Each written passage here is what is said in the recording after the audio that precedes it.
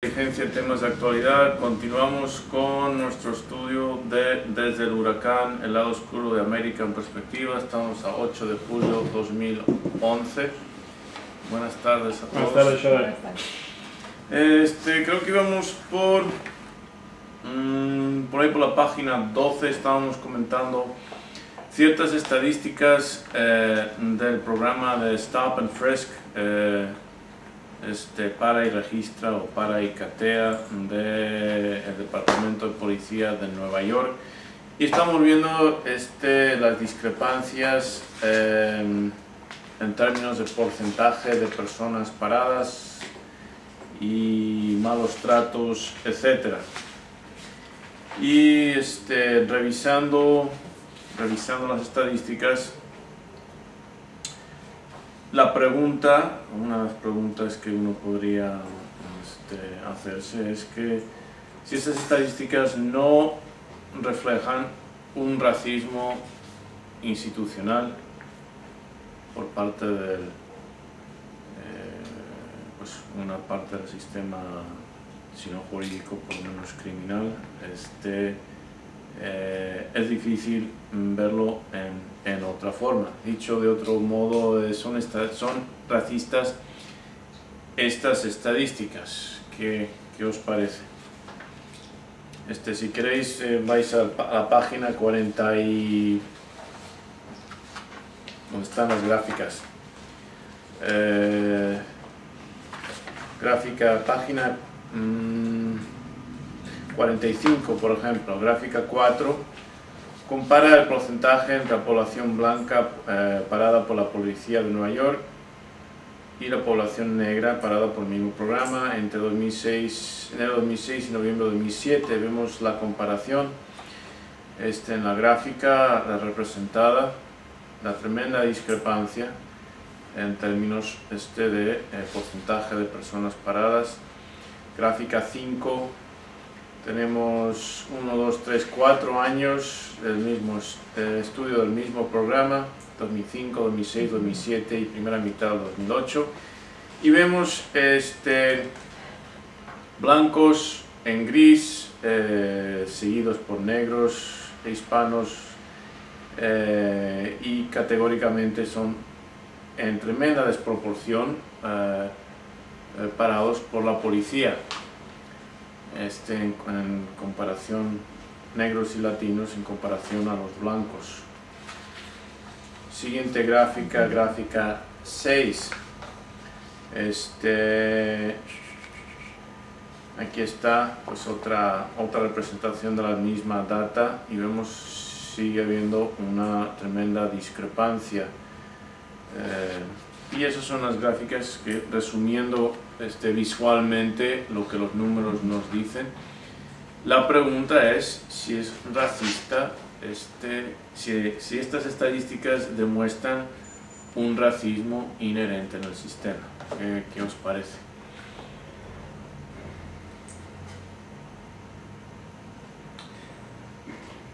Bueno, a mí más que nada, Shoda, me llama la atención cómo los esquemas y los principios por lo cual se basan todo, basan su ley. Se basan las leyes en el gobierno americano, y cómo eso implica, o sea, su personalidad en realidad, o sea, refleja su personalidad, sus esquemas y su psicología en la forma en que realizan todo. O sea, en realidad está muy arraigado, son manifestaciones de su persona, de las personas, del angloamericano, anglosajón. De hecho, aquí hay la página 13, primer párrafo, la última frase dice: Policía de Nueva York paró un número récord de 575.000 personas el año pasado. Se refieren a el 2010, casi un 90% negros o hispanos. Sí. Y lo que no tenemos en cuenta también es que resulta ser divertido para ellos. En algunas ocasiones es divertido, o sea, lo hacen por diversión. O sea, ¿sí me explico? O sea, lo hacen por diversión. Sí, están escudándose atrás de que tienen, o sea, están amparados Sí. Por el mismo gobierno, pero en realidad los agentes del orden, se puede llamar de esa manera, lo hacen por diversión. O sea, esos esquemas que están arraigados, ese racismo, es divertido para ellos. Es divertido para ellos. Pues sí, vamos a ver más adelante algunas estadísticas que reflejan esa misma actitud, pero esencialmente sí. Aquí estaría interesante ver la raza de las personas que están llevando a cabo el operativo. Porque, sí, bueno, supuesto. yo no sé si el mismo documento legal diga así tan descaradamente, o sea, te vas más en sobre los latinos y las personas, o sea, no lo creo que sea así tan descarado. O sea, al momento de aplicar es donde estará el problema o dónde viene, ¿no?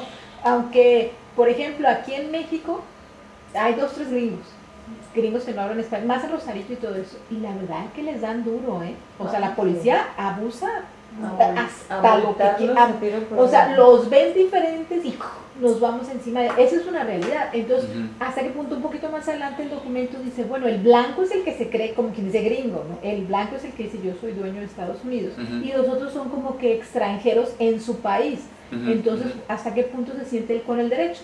Aunque también en el documental veíamos que una chinita que decía, es que nosotros los americanos, así como que, o sea, como, o sea, el güero a ti no te cree americana, o sea, el güero siempre te va a ver a ti extranjera, entonces ¿hasta qué punto te estás perdiendo tú en la misma dinámica? Perdiendo, ¿qué más? Su identidad. La identidad. Exactamente. Eso es clave, eso es muy importante, porque para personas que son tercera generación, o sea, chinas, tercera generación americanas, algunos ni hablan chino, ni lo leen, ni se identifican, no tienen ni amistades chinas, y sin embargo... Los rasgos chinos, pero sin embargo ellos se consideran americanos, pero el anglosajón típico los ve como chinos, como extranjeros, sí. En el caso que estamos comentando ahorita en concreto, que la policía arresta personas de minorías, como les llaman ellos, que en minorías pues ya no tanto, ¿verdad? Porque ya se han hecho así como que estadísticas en donde los latinos, sobre todo los mexicoamericanos, están recuperando territorio norteamericano. Pero bueno, a lo que voy es esa discreción del policía de que ahora le haga, si soy yo de raza blanca, agarro a todos los negritos porque me caen mal, o hay una orden ya explícita que diga tienen que agarrar 90 negros diarios, 8 blancos y uno latino. No. O sea, yo casi os puedo asegurar de que no es el caso de que las leyes sean tan descaradas. No, son mucho más sutiles. ¿A discreción o es por abajo de la mesa que le dan la orden? Aquí mismo en San Diego hicieron una investigación sobre la práctica de la policía de San Diego a la hora de parar ante todo afroamericanos, latinos comprados a blancos. Y a pesar de que sabían de que estaban siendo investigados, los resultados eran concluyentes. Eran claros, y lo que sucedió es que en un par de ocasiones la policía paró y abusó de los derechos civiles resultaron ser jugadores de los Chargers. En el momento no se dieron cuenta. Entonces, claro, ya no son cualquiera, ya son millonarios con abogados, etcétera, y entonces hubo un problema, y es que no lo pueden evitar. El problema fundamental es que no lo pueden evitar. ¿Por qué no lo pueden evitar? Está tan arriba. Bueno, a mí me pasó varias veces que cruzando la línea hacia Estados Unidos, pues hay veces en que le da la gana y te mandan a segunda revisión. En una de las ocasiones parece chiste de esos que cuentan aquí en México, ¿no? Había un negro, un latino, mexicano y un chino. El negro decía, el mexicano aferrado a que quería mandar mi carro a que los desbarataran para revisarlo. El negro decía, déjala ir, porque me veía pues que soy una señora con bebés, o sea que no veía él ningún, digamos... Ninguna amenaza a la seguridad nacional. Y el chino decía, déjala ir.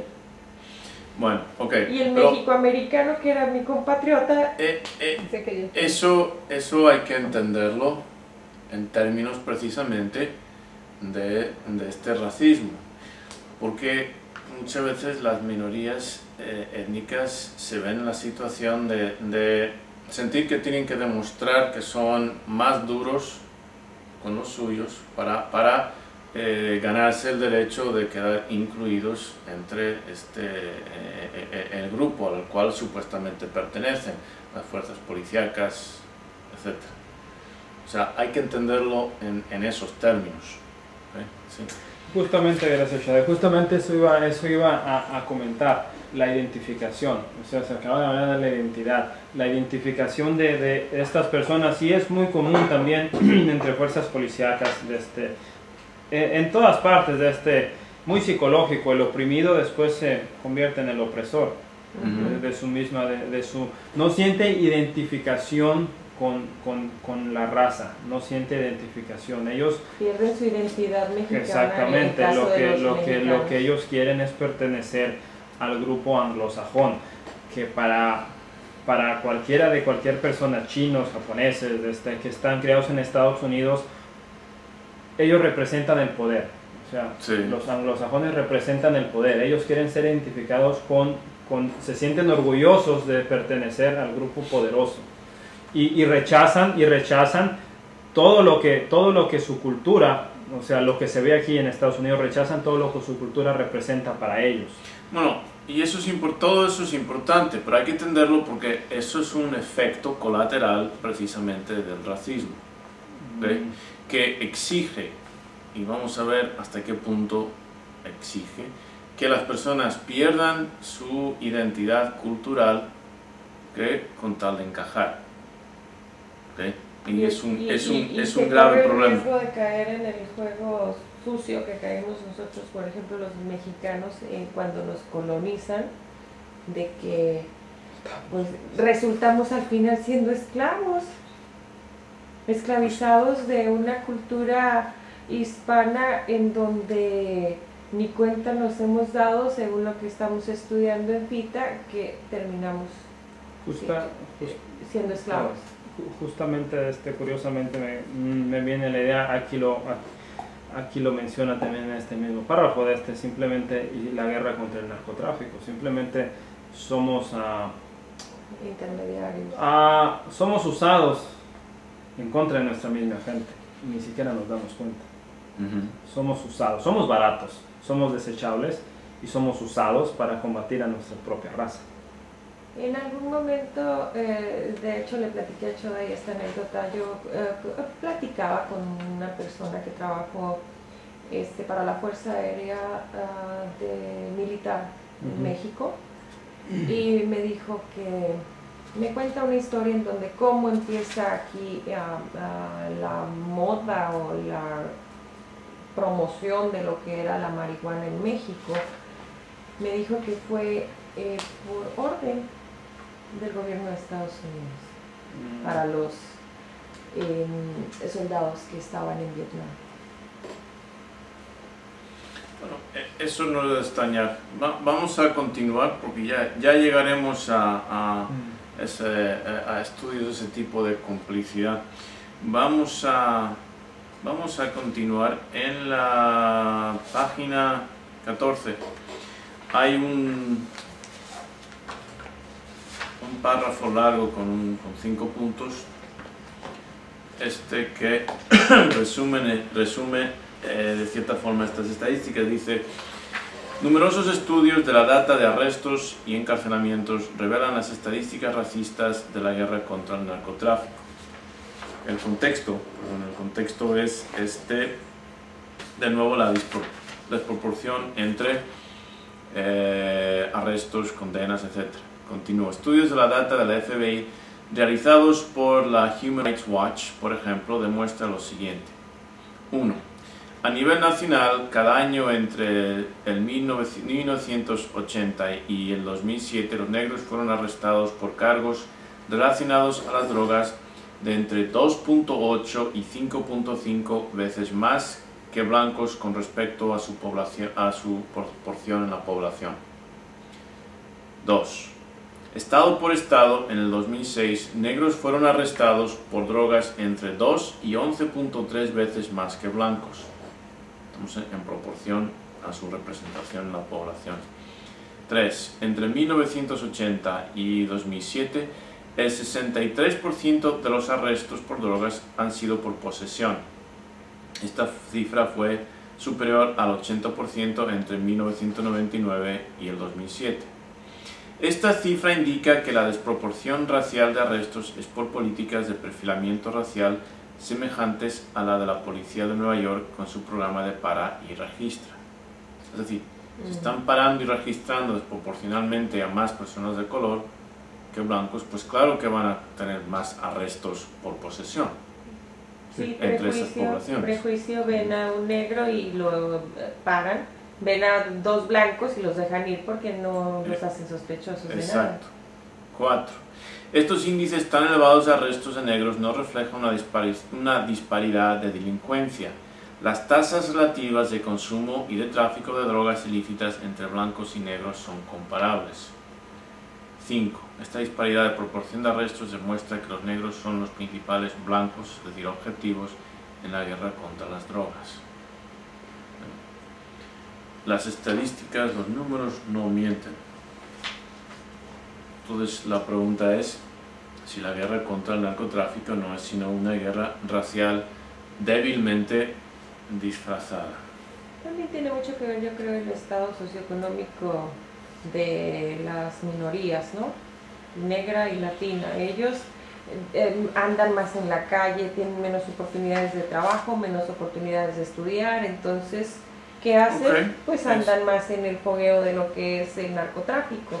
Eso es sí, pero las estadísticas demuestran que la proporción de tráfico y de consumo es igual, negros, blancos, a lo chinos, mejor de tráfico etcétera. no, pero de consumo yo diría me Son- iría por los blancos. O sea, en proporción son las mismas. Entonces, si el perfilamiento fuera parejo, entonces los arrestos serían también 10 negros, 10 blancos.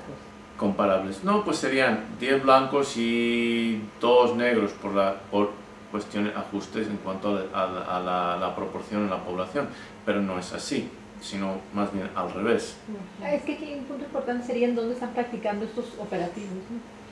Ah, O sea, ¿por qué? Barrios Porque se van a... negros. Exacto. Barrios Por negros. cuestión económica, en dónde viven. O sea, si se paran, por ejemplo, en Beverly Hills, pues yo creo que van a encontrar puros blancos, ¿no? 90% Ah. usa O sea, drogas. sí. claro, pero como son puros, entonces yo me voy a otro lugar donde es Gente una pobre. comunidad o una colonia, fraccionamiento, lo que es un residencial de gentes, en este caso negros, pues es que está lleno. Y Si pobres. acaso un blanco por aquí y otro, y sería muy raro, porque hasta uno cuando pasa aquí en National City, se siente uno mal.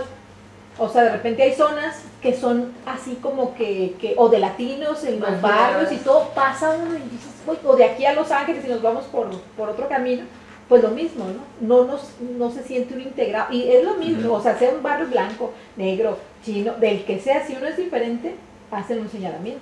En el que sea, pues, o sea, no, como que no es privativo, los blancos están tan mal, no, métase uno a otro, y por accidente reservamos en un hotel en Los Ángeles, casi, por donde estaba el aeropuerto, que porque era casino, no sé qué, llegamos y todos eran orientales, todos, Y te veían raro. pero, o sea, llegamos así como, ¿qué es eso? O sea, éramos los únicos con ojos redondos ahí, no, pues claro que nos veían raro. Dice Fausto que a lo mejor porque bajamos en pijamas a cenar, pero no creo que sea eso. Estás locos. No, es que sí nos sentíamos fuera del lugar. Claro que nadie nos dijo nada y lo demás, y pero fíjate, en mi estamos caso, desubicados. yo para nada soy ni he sido racista ni discrimino a nadie por ningún motivo. Y la primera vez que fui violentada y he sido violentada de esa forma físicamente fue por gente de la etnia de raza negra. Y me lastimó mucho mi corazón. Yo creo que hubiera preferido que fueran blancos los que me asaltaron y me dieron una santa arrastrada que negros. Me dolió más que fueran negros, porque yo pues los tengo y los tenía en otro nivel. Son de chocolate, decía mi sobrina, los quería tanto, se les quería acercar. Esas cuestiones de disparidades socioeconómicas, pues son consideraciones hasta cierto punto. Sin embargo, no anulan la realidad racista vigente en los Estados Unidos. ¿Por qué? Y es donde continuamos aquí en el estudio. A continuación vamos a ver que el origen de esa disparidad y las consecuencias de esa disparidad, que fue durante siglos una institución legal y cultural en los Estados Unidos. Pero antes vamos a ver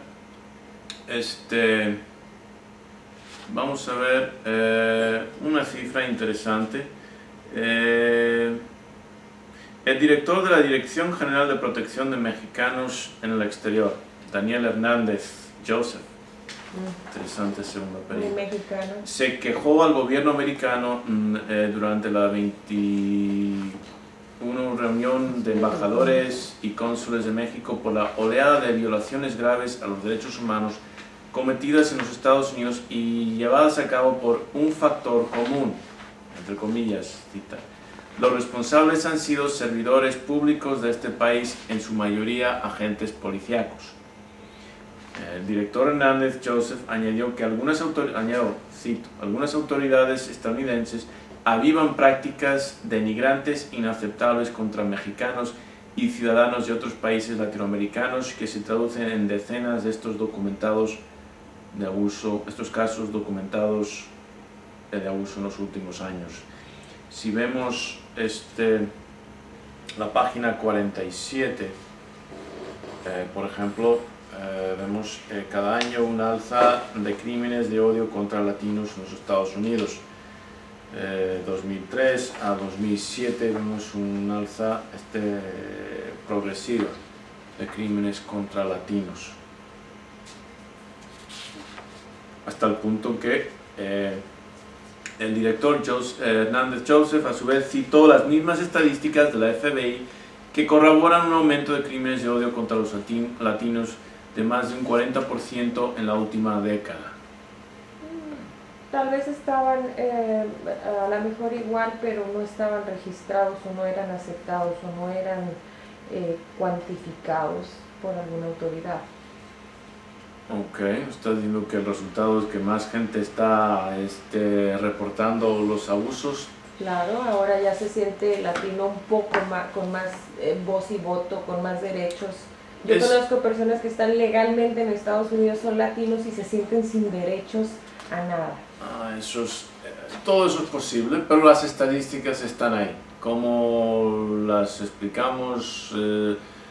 Pero aumento real o aumento por casos reportados o no, el punto es que sigue estando presente esa violencia racial. Continuamos. Un artículo reciente de CNN titulado Small Town Killings Put Focus on Crimes Against Latinos. Asesinato en pequeña ciudad pone atención en crímenes contra latinos. Con respecto a la recién matanza racialmente motivada de un inmigrante hispano por parte de jóvenes en Shenandoah, estado de Pensilvania, pone todo esto en perspectiva. Aquí una cita. El odio es parte de nuestra cultura, dijo Jack Levin del Centro Brudnick de Violencia en la Universidad de Northeastern. Trasciende generaciones, está ampliamente compartida y se aprende desde muy temprana edad. Hasta personas de otra manera decentes y honorables pueden ser absorbidas en ella. Jack McDevitt del Instituto sobre la Raza y la Justicia de la Universidad de Northeastern dijo, cito, todos llevamos perjuicios por dentro y no es el monstruo extraordinario el que dice actuar de acuerdo a él. Generalmente hablando, es más bien alguien como nosotros mismos o nuestros hijos que un miembro del Ku Klux Klan. Los jóvenes están siendo probados como adultos. Uno de ellos, quien admitió haber lanzado el puñetazo que dejó a la víctima inconsciente, era un estudiante sobresaliente que corría en el equipo de atletismo de su bachillerato. Ok.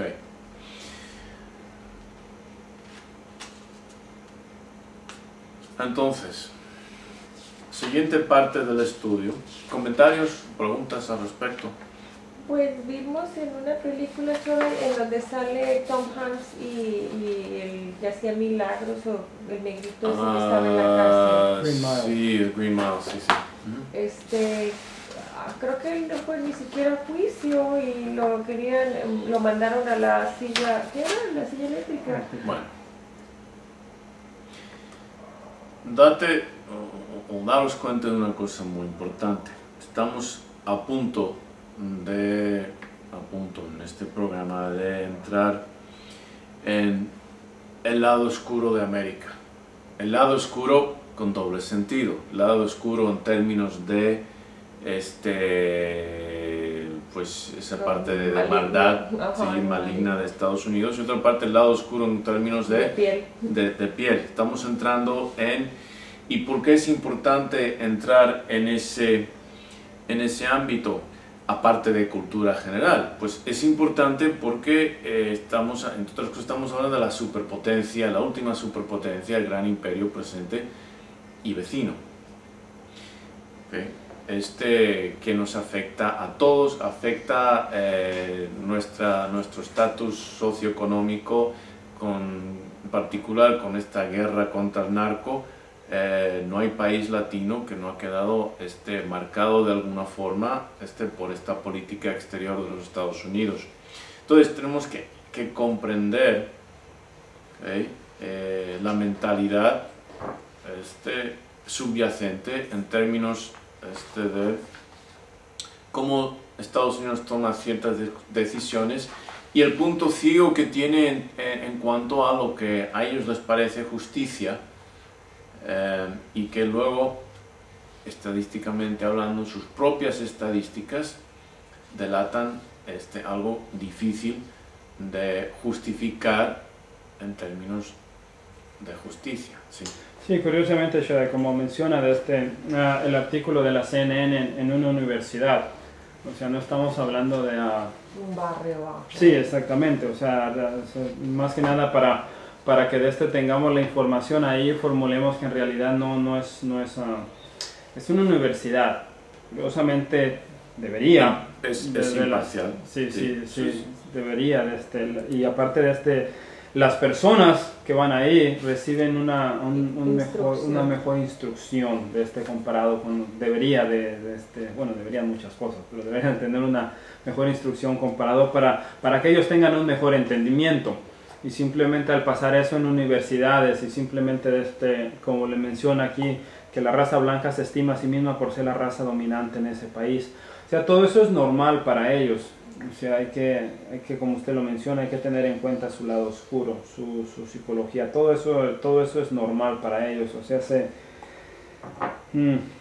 Pues es que han sido como más de 200 años en donde el racismo ha sido a un estado de xenofobia sin dimensión.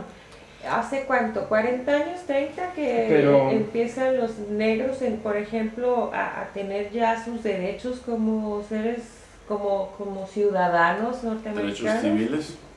Pero más que nada, o sea, es un prejuicio general, ¿no? O sea, es un prejuicio general del hombre blanco, o sea, en su personalidad hacia las demás razas de color. ¿Qué tan problemático es esto, Shodai, en todo el sistema político, educativo y estudiantil? O sea, porque es todo. Vamos a ver brevemente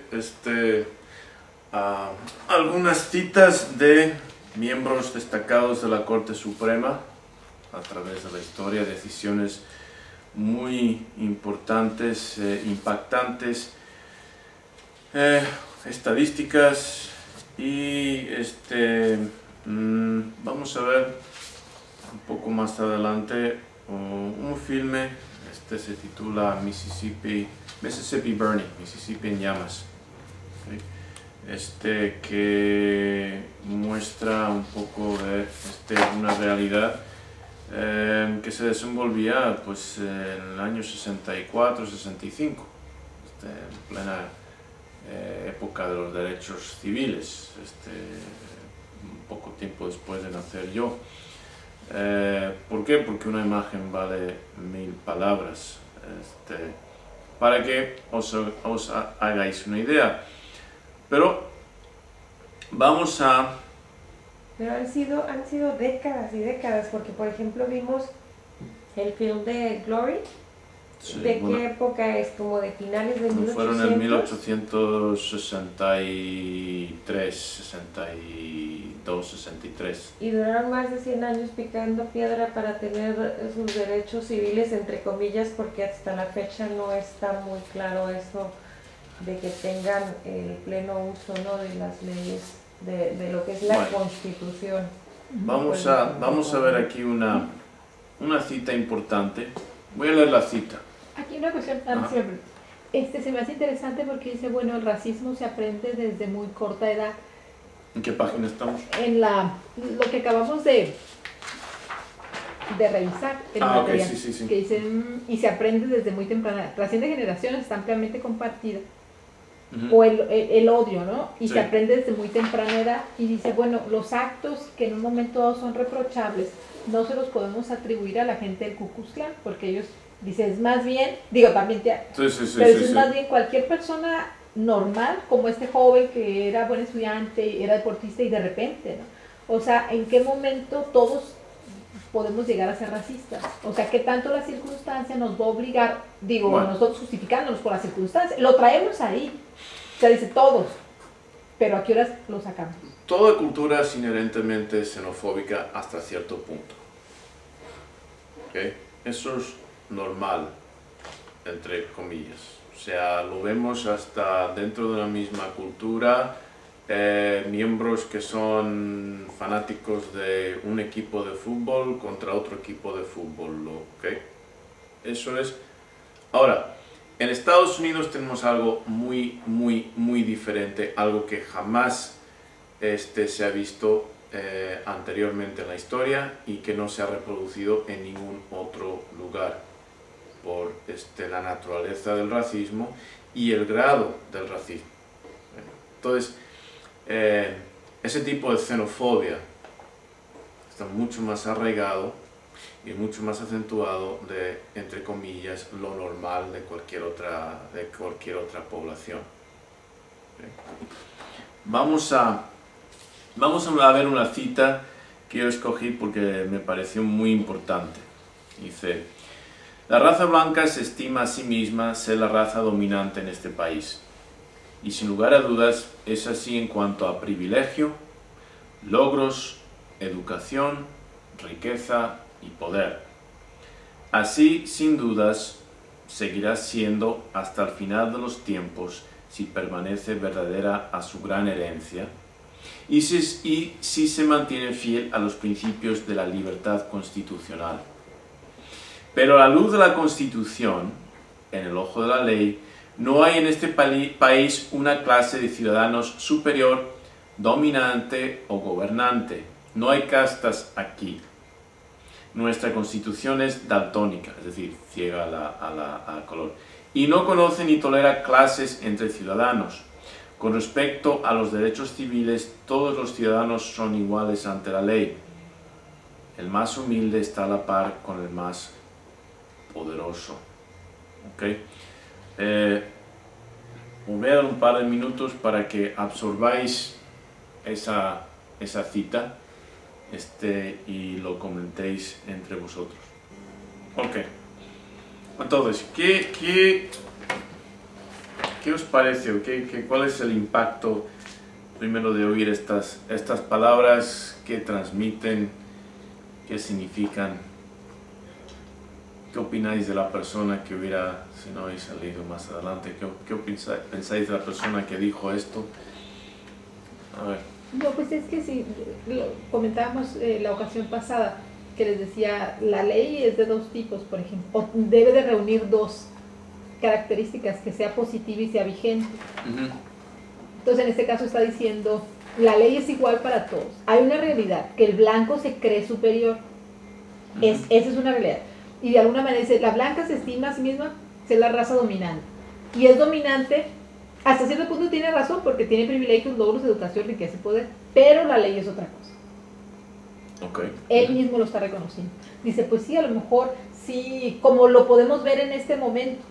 que se presenta también en México en muchas situaciones. La ley está aquí y por eso comentaba yo al principio, no creo que digan, sabes que agarra a todos los negros y agarra a todos, no creo que vayan, no, o sea, no. es un descaro eso. La aplicación. Ahora no, pero Ahora anteriormente Ah, en sí. su momento, y aquí a los católicos, y luego de repente a los judíos, y de repente a los... O sea, siempre ha habido esa cacería de brujas, pues, y de repente a las mujeres, y ha habido siempre, alguien va a estar en la mira. Pero ¿quién En este imparte caso, la ley? Un ¿cómo? juez blanco que No, es no, el que aquí por eso camina. digo, ¿qué pasó con esos operativos? O sea, no creo verdaderamente que todos los policías que han detenido a un negro o un latino hayan sido blancos. No puede ser, porque somos tantos, ya digo, somos, me incluyo por tanto latino en Estados Unidos, la autoridad no nada más es blanca. O sea, llega el momento en que ese odio está siendo sembrado en todas las personas, ¿no? Ah, pues vamos a ver exactamente eso, sí. Lo que pasó en Arizona el año pasado, si recordamos, que a todas las personas latinas todos los policías tenían el derecho de No el detenerla. derecho, la obligación. La era obligación, ley. perdón, sí, la obligación de pararlos y pedirles sus documentos legales. Esa sí era racista. Entonces, así por las características, pero en general, este discurso dice, la ley, ante la ley todos somos iguales, pues. La realidad es de que sí tiene más dinero o de alguna manera tiene más privilegios el blanco, pero ante la ley no. Pero vamos a seguir esa línea de razonamiento tuyo. Entonces, por una parte, este individuo está reconociendo que la raza blanca, no dice que se estima, pero luego dice que lo es, en cuanto a qué, privilegio, logros, educación, riqueza y poder. Pero dice, Pero no me interrumpas, por favor. Pero, cuando uno va a juicio para defenderse legalmente, su defensa legal no es igualitaria, sino que está en función de qué, entre otras cosas, de su riqueza, de su poder. Entonces, es absurdo decir que la ley es igual para todos, por una parte, y por otra parte reconocer que algunos son más privilegiados que otros, dado que a la hora de escoger defensa legal, tus recursos, tu riqueza y tu poder, te da las oportunidades de escoger un abogado superior comparado tal vez a un defensor público. No es lo mismo pagar $400 la hora a un abogado que uno tal vez tener que representarse a sí mismo, o un defensor público que pues gana equivalente tal vez de $30 a $40 la hora. Y esa es una realidad americana. Claro, no, incluso mexicana. O sea, la verdad no nos tenemos que ir tan lejos. Aquí, si vamos a la penitenciaria, hay gente detenida y tiene fijada una fianza de 500 pesos y no tiene para pagar 500 pesos. O sea, yo llevo a mis alumnos a visitas y ellos que quieren entre todos juntar y sacar a las gentes, pero dicen, ¿cómo por 500 pesos ahí? O sea, definitivo. O sea, no nada más es cuestión de abogado, es cuestión de fianza. Igual y a alguien con recurso económico le fijan $2 millones y los va a sacar y los va a pagar. Y a otro le fijan 500 pesos y ni siquiera. Pero bueno, la ley es igual. O sea, la ley no le va a decir, oye, sabes que tú eres pobre, te pongo poquita. La ley es igual. La ley, en este sentido, en lo que me estoy refiriendo a la fianza, es en proporción al daño que hiciste. O sea, si tú te robaste esa botella, esta vale 10 pesos, aunque seas millonario, yo te voy a fijar 10 pesos. Aunque seas pobre, yo te voy a fijar 10 pesos. Que te alcance o no te alcance, bueno, ahí sí yo ya no sé. O sea, la ley tiene que ser igualita, ¿no? Yo en un caso así diría, bueno, pero la persona que roba esa botella por desesperación será seguramente la persona que no tiene ni 500 pesos para su fianza. Es una cosa. La persona que roba esa botella y no tiene necesidad representa otro tipo de persona mucho más perjudicial para la sociedad, y lo más seguro en ese caso pues tendrá los 500 o quién sabe si los 2 millones para la fianza. Y eso es un problema, pero bueno, eso es un problema inherente en la ley, pero no vamos a discutir eso de momento. Continuemos. ¿Okay? Estas palabras, escritas por J. Harlan, juez de la Corte Suprema de Estados Unidos, y única voz discrepante en el caso de Plessy versus Ferguson, 163, United States, 537, sobre la posición social de la raza blanca, eran ciertas entonces y lo son ahora. Los blancos disfrutan de mayor prestigio en términos de logros, educación, riqueza y poder, que provee a sus hijos con acceso de facto a la oportunidad de desarrollarse de acuerdo a su identidad lingüística y étnica. Sin embargo, sería un grave error tratar de entender las palabras sin comprender el contexto sociopolítico en el cual se escribieron, ya que fueron redactadas precisamente como resultado de una de las decisiones de la Corte Suprema de los Estados Unidos más devastadoras al ideal de la igualdad de derechos entre las razas en aquel país, después del caso Dred Scott versus Stanford en 1857, en la que el juez supervisor de la Corte de los Estados Unidos declaró que un negro, aun siendo nacido en los Estados Unidos, carecería de mayores derechos que los que un blanco deseara concederle, mucho menos el derecho a la ciudadanía. La voz de disensión del juez Harlan se refería a su oposición en la decisión de confirmar la infame política segregacionista del separate but equal, separados pero iguales. En ambos casos, ambas decisiones de la Corte Suprema, en Dred Scott versus Stanford y en Plessy versus Ferguson, contribuyeron precisamente a un sistema de castas en la que los negros estaban bien lejos de ser iguales ante la ley y sirvieron para justificar, sostener y propulgar el legado legal de la esclavitud. Las leyes segregacionistas de Jim Crow equivalentes a las del apartheid sudafricano. El resultado directo de esa segregación legal ha sido la disparidad social, económica y educacional actual entre blancos y negros. La guerra contra el narcotráfico es una herramienta para la refundición del legado racista del sistema sociopolítico y económico que son los Estados Unidos.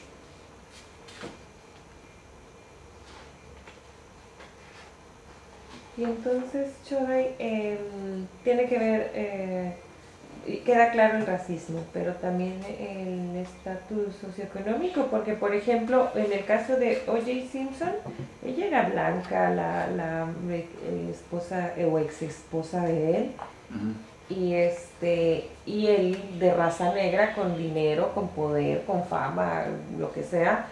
La familia de la chica lo demanda para que él fuera castigado y encarcelado, y él hizo ahí circo, maroma y teatro y salió hasta exonerado de un delito que... No, ok. Para empezar, el racismo no queda explicado. Está muy lejos de quedar explicado. No, porque porque para las personas de afuera, del extranjero, entender hasta qué punto está arraigado el racismo en Estados Unidos requiere mucho más detalle. He mencionado las leyes de Jim Crow, análogas completamente al apartheid. No sé si todos saben qué consistía el apartheid, un sistema de desigualdad, separación entre las razas, de restaurantes, un lugar para negros, otro lugar para blancos, en baños públicos, un lugar para blancos y por supuesto un lugar mucho menos mantenido para negros, en trenes, autobuses, etcétera, un lugar para blancos y otro lugar para negros, de bibliotecas públicas prohibidos para negros, de escuelas, ciertas escuelas prohibidas para negros, etcétera, etcétera. Entonces, separados pero iguales es simplemente una forma de mantener una división de razas que daba privilegio, garantizaba una disparidad de privilegios. Aquí en México, en la época de la colonia, se dio esa discriminación racial por el tono de la piel. no Sí. tenían derecho a entrar, por ejemplo, a la universidad, aunque fueran hijos del mismo padre, de las mismas madres, y ese niño nació con la tez más oscura que sus demás hermanos. Pero solamente en Estados Unidos se ha dado el caso de la ley de una gota, de que legalmente un individuo, no importa su color, si tenía una gota de sangre negra, era un negro, con todas las implicaciones y la pérdida de privilegios, derechos que eso implicó durante siglos. Por ejemplo, en la Marina no se podía hacer, bueno, en el servicio militar oficial, siendo negro, hasta relativamente reciente. El caso de hombre de honor, hombres de honor, del afroamericano Booth, estamos hablando de los 70s, Carl Brashear, estamos hablando de los 70s, estaba prohibido que un negro fuera buzo.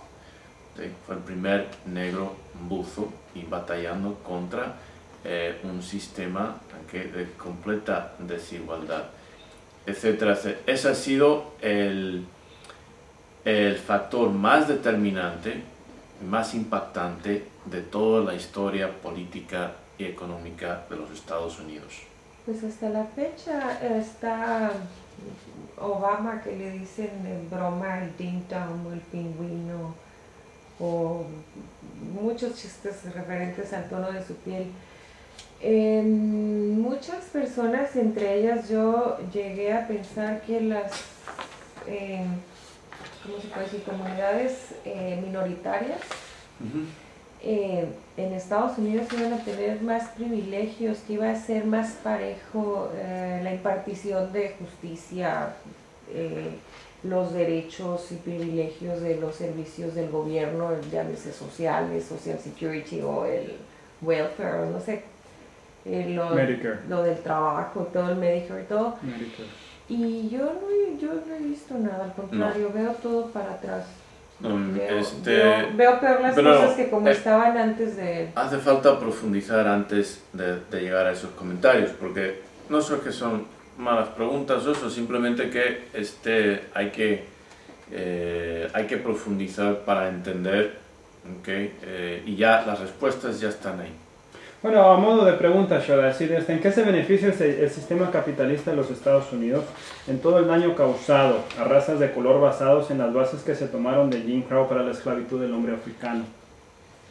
No sé si vayamos... Bueno, la esclavitud en sí era una institución primordialmente económica, en la cual tienes mano de obra gratis, a cambio de una manutención, en el cual una raza de personas se convierte en mercancía. Es decir, un esclavo tenía un valor comparable a un buen carro, comparable a un Mercedes o algo así, en el cual los esclavos se alquilaban como sementales, en el cual había programas de reproducción similar a la reproducción de caballos o de perros, una selección de cría. Querían para líneas que fueran más fuertes, duraderas, etc. Es toda esa historia de los Estados Unidos que muy pocas personas fuera de los Estados Unidos conocen. Dentro de los Estados Unidos muy pocas quieren reconocer, pero es la realidad. ¿Okay? Entonces, la revolución industrial, como se llevó en Estados Unidos, fue literalmente a cuestas, a carga, a espaldas del hombre negro. De hecho, la Casa Blanca fue, al menos en parte, construida por mano de obra esclava negra. ¿Okay? Vamos a... Porque esas consideraciones, vamos a llegar a ellas y respuestas a esas y otras preguntas que puedan surgir. Voy a continuar aquí para que entendáis un punto muy importante referente a el impacto psicológico de entre esta minoría misma. Dice, este legado legal ha contribuido precisamente por necesidad a la percepción arraigada en las mentes y corazones de la cultura angloamericana de la inherente y ubicua superioridad de la raza blanca. Nosotros, las minorías visibles, o sea, de color, no estamos a la par con los más poderosos y no comenzaremos a hacerlo hasta que primero no reconozcamos el daño psicológico profundo que el racismo en todas sus manifestaciones y expresiones está llevando a cabo dentro de nosotros, sobre todo dentro de nuestra juventud y de sus conceptos de identidad cultural, racial, étnica y autoestima. O una cita. En la prueba de muñecas, los psicólogos Kenneth y Mamie Clark emplearon 4 muñecas de plástico vestidas en pañal, idénticas en todo aspecto salvo en color. Las mostraron a niños negros entre las edades de 3 y 7 años y les hicieron preguntas para determinar su percepción racial y preferencias. Casi todos los niños identificaron inmediatamente la raza de las muñecas. Sin embargo, cuando les preguntaron cuáles preferían, la mayoría seleccionaron la muñeca blanca y le atribuían características positivas. Los Clark también dieron a los niños dibujos de contorno de un niño y de una niña y les pidieron que colorearan las figuras del mismo color que ellos mismos.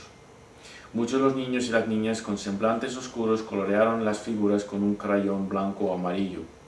Los Clark concluyeron que el prejuicio, la discriminación y la segregación causaron que los niños negros desarrollaran un sentido de inferioridad y de autodesprecio, introducido y aplicado como base de la decisión monumental de la Corte Suprema de abolir la segregación en los colegios en el caso Brown versus Consejo de Educación 1954, que para entonces siglos y generaciones de esclavitud, de segregación, de discriminación habían impactado a las personas mismas hasta el punto en que ellos mismos se creían en su inconsciente inferiores a sus amos, a la raza dominante, a los blancos.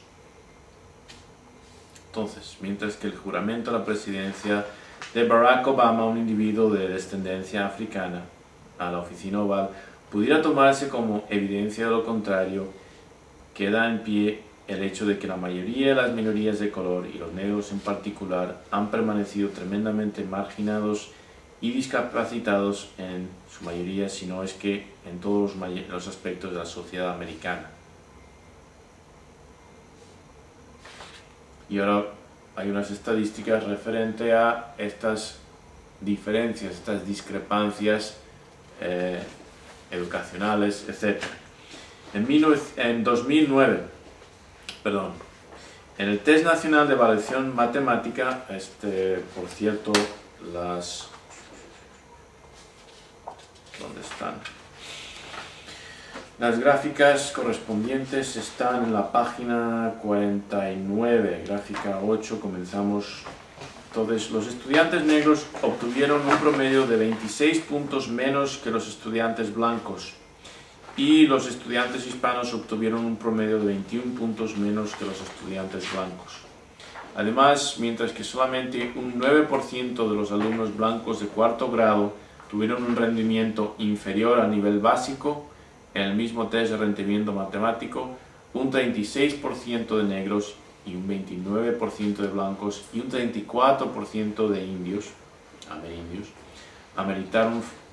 fallaron en rendir a niveles básicos. Gráfica número 8. Vemos la cantidad, la proporción, el porcentaje de niños según la raza que dieron un rendimiento inferior al básico en este test de Nacional de Matemáticas de 4º grado. 9% blancos, 36, 29 y 34% de negros, hispanos y amerindios respectivamente. Bueno, es una gráfica que me imagino que se hace con la misma cantidad de personas como se hacen las gráficas, ¿no? Pues por decir 100 negros, 100 blancos, 100... Es lo que significa porcentaje. Ajá. Por cada 100. ¿A qué se deberá esto, Chobel? Bueno, pues vamos a ver las estadísticas y luego vamos a ver pues adelantándonos. Si el punto de partida entrando a una nación es un estatus de esclavo que se mantiene durante generaciones. ¿Okay? La discrepancia en cuanto a educación, en cuanto a todos los aspectos relativos a estatus socioeconómico, va a ser tal que con gran dificultad, si no con casi total imposibilidad, vas a poder alcanzar un estatus igual, ¿okay?, a el sector de la población que no tuvo esa tremenda desventaja. Hay que entender cuáles eran las condiciones de un esclavo. A los esclavos se les prohibía aprender a leer o escribir. Esta evaluación o gráfica o conteo se hace a nivel nacional. A nivel nacional en estas fechas, o sea, 2009. Ajá. Sí. Esos niños ya tuvieron la oportunidad de gozar de más privilegios que sus ancestros. Aquí lo que cualquiera diría, bueno, tiene menos capacidad intelectual por raza un ser humano. Mira, es cuestión de punto de partida. No puedes comparar a una persona que por generaciones ha tenido privilegios de educación a una persona que el único recurso, por ejemplo, de lectura que ha tenido ha sido la Biblia. Es imposible comparar esas dos. Pero estamos hablando del tercer mundo en el primer mundo. ¿Okay? Lo mismo podría decir, por ejemplo, ¿cuántos años lleva México independiente comparado con los Estados Unidos? ¿Dónde está México en comparación con los Estados Unidos? O cualquier país de Latinoamérica. ¿Okay? Lo que estamos viendo en estas, con los negros, los latinos, los indios, son el tercer mundo dentro del primer mundo.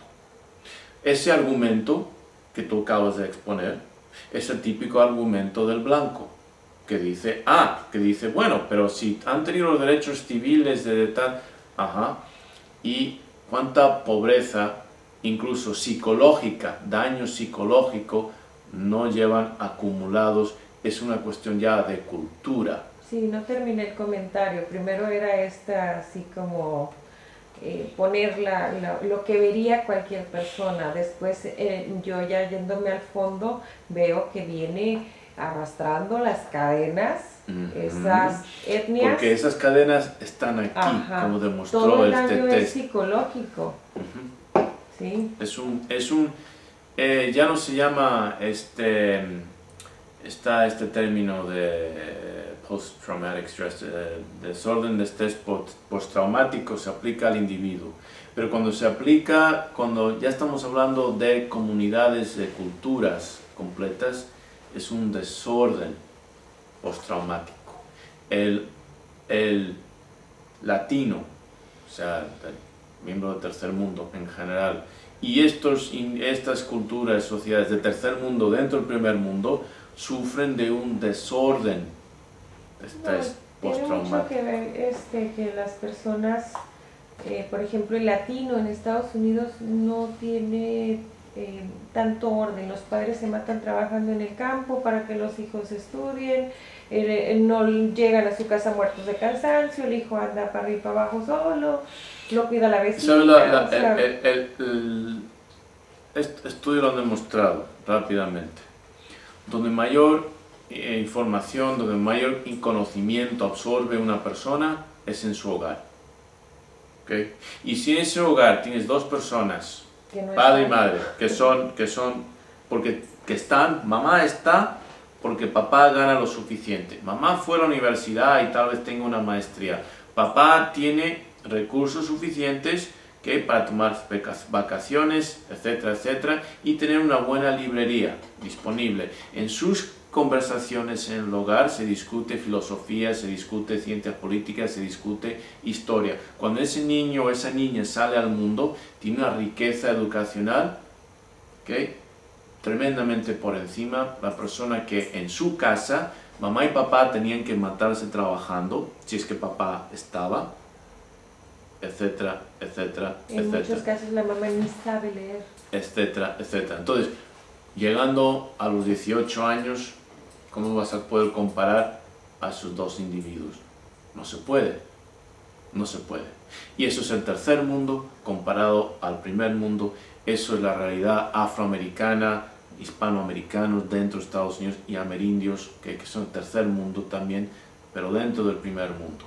¿Okay? Por eso es tan importante entender esta situación, porque la situación del afroamericano o del amerindio Estados Unidos o del latino Estados Unidos es idéntica a la situación del latino fuera de Estados Unidos.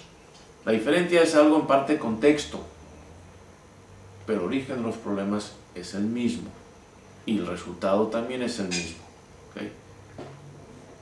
Una apatía, una ignorancia, una soberbia, un negativismo desafiante que se manifiesta. Ok, vamos a... ¿Cuánto tiempo me queda? Ok, vamos a cortar ahí para hacer un cambio de cinta y luego continuamos con más estadísticas.